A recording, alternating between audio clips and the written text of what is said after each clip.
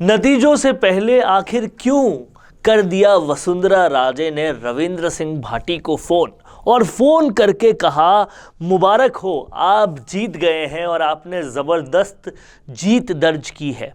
इस सब का क्या मतलब है, ये समझने वाली बात है और इस बात को पूरी तरह से समझेंगे हम इस वीडियो पर और देखेंगे कि किस तरीके से वसुंधरा राजे ने रविंद्र सिंह भाटी को फ़ोन किया और फ़ोन करके मुबारकबाद जीतने की दी।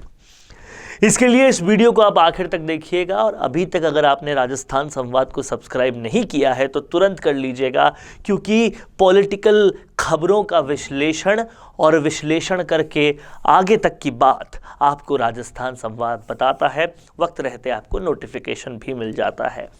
तो ये वीडियो सबसे पहले आप देखिए जिसमें वसुंधरा राजे के भाव समझिएगा और भाव समझ के जिस ऊर्जा से उन्होंने रविंद्र सिंह भाटी को, शिव के निर्दलीय विधायक जिसको बीजेपी ने टिकट नहीं दिया, उस विधायक को किस तरीके से कांग्रेचुलेट कर रही है वसुंधरा राजे और इसके आगे की रणनीति क्या है, इसके आगे क्या कुछ हो सकता है, ये मैं आपको इस वीडियो में बताऊंगा। पहले आप ये वीडियो देखिए। Namaskar, and let me congratulate you for the most amazing victory. Thank you so much, man. Because it makes us so proud, all of us. 5 साल तक बीजेपी ने जिसको हाशिए पर रखा वो है वसुंधरा राजे। आखिर में उनके कुछ टिकट्स दिए भी गए, लेकिन 5 सालों तक बीजेपी के किसी भी बड़े मंच पर नजर नहीं आई वसुंधरा राजे। इसके बाद बीजेपी को टिकट बीजेपी का नहीं मिलता है एक शख्स को, और उस शख्स का करिश्मा शुरू से ही देखने को दिख रहा था, वो थे रविंद्र सिंह भाटी।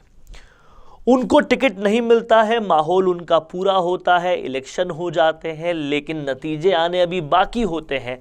तब वसुंधरा राजे का उनको फ़ोन जाता है जो इंटरनेट पे पूरी तरह से वायरल हो जाता है और वो कहती है मुबारक हो, आपने ज़बरदस्त जीत दर्ज की है।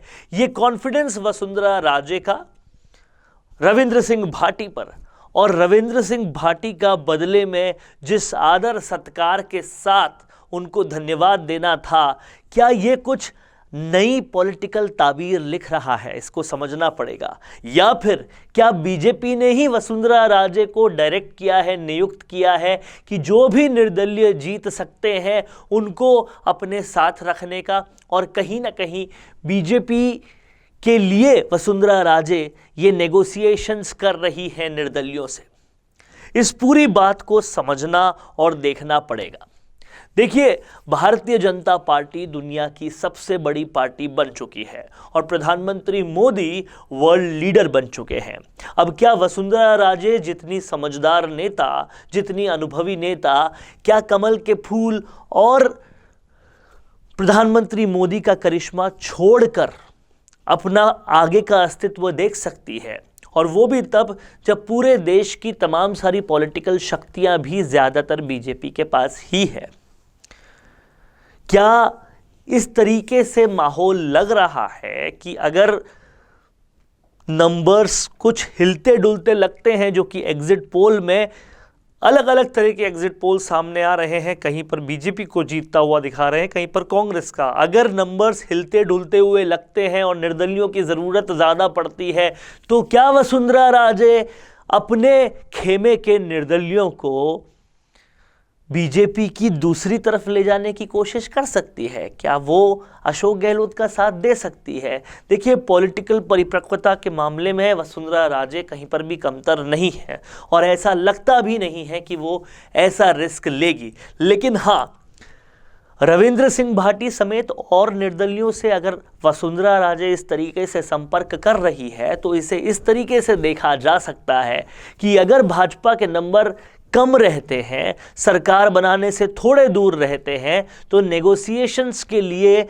वसुंधरा राजे अगर काम करे तो उन्हें फिर से चीफ मिनिस्टर की गद्दी दी जा सकती है। और ये पूरी जद्दोजहद जो है वो वसुंधरा राजे फिर से चीफ मिनिस्टर की गद्दी पाने के लिए कर सकती है। ये वही सेम रणनीति है जो मुख्यमंत्री अशोक गहलोत ने पिछली बार लगाई थी और उन्होंने कुछ निर्दलियों को खड़ा किया था और वो निर्दलीय जीतते ही सबसे पहले मुख्यमंत्री गहलोत के घर पहुंचे थे और सीधा सीधा बिना किसी लाग लपेट के, बिना किसी वक्त गवाए उन्होंने कांग्रेस को पूरी तरह से समर्थन देकर उनमें विलय हो गए थे। क्या वही काम, वही स्ट्रैटेजी, वही रणनीति को कॉपी पेस्ट अब वसुंधरा राजे कर रही है?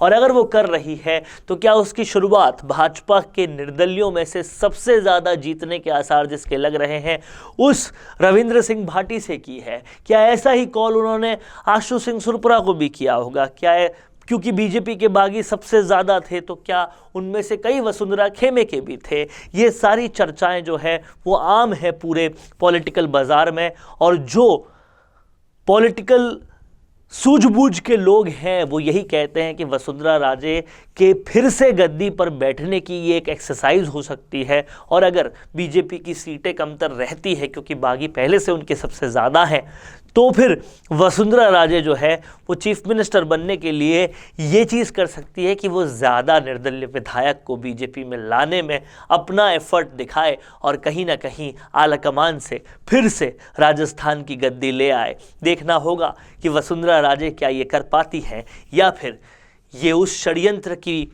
निशानी है जिसके बारे में कहीं ना कहीं भाजपा खतरा महसूस कर रही है। ये देखने के लिए 3 तारीख के बाद की कुछ क्षण हमें देखने होंगे और फिर हमें समझना होगा कि राजस्थान की सियासत का ऊंट किस करवट बैठता है। देख रहे हैं आप लोग राजस्थान संवाद। क्या लगता है आपको? कमेंट बॉक्स में ज़रूर बताइए। देखते रहिए राजस्थान संवाद। नमस्कार। कौन देखता है अब टीवी पर आपको कितनों ने देखा, ये कैसे पता चलेगा? घर घर इंटरनेट पहुंचने के बाद अब सब कुछ है डिजिटल। आपका वीडियो कितनों ने देखा ये हर पल आपको पता चलेगा, इसलिए डिजिटल मीडिया में बनाइए अपनी पहचान। 4.5 करोड़ से ज्यादा व्यूज और 3,27,000 से ज्यादा सब्सक्राइबर वाले राजस्थान के चैनल राजस्थान संवाद पर करवाइए कवरेज। ज्यादा जानकारी के लिए व्हाट्सएप करें 7339900549 पर।